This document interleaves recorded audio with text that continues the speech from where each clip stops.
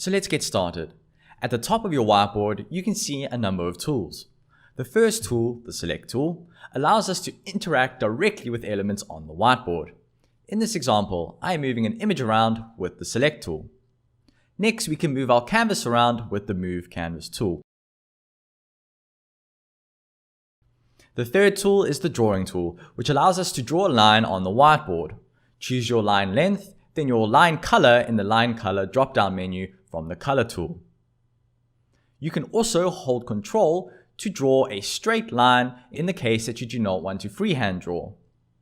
Next, we have the Highlight tool, useful for annotating PDFs or highlighting any element on your whiteboard.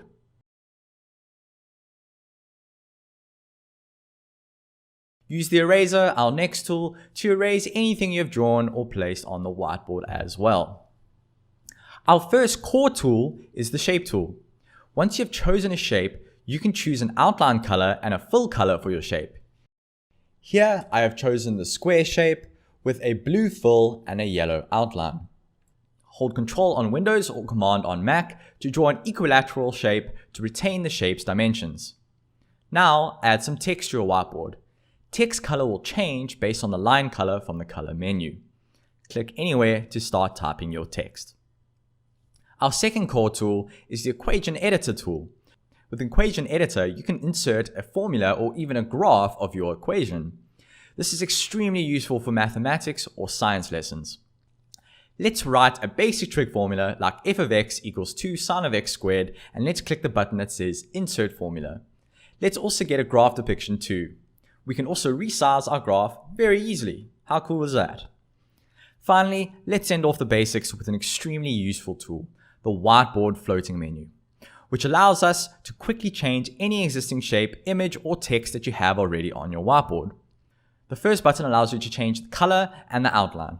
We can lock the item as well in case you don't want others to accidentally delete your drawing or image. We can duplicate the element or send it forwards or backwards as a different layer. And then of course, we can delete the element by clicking the last trash icon.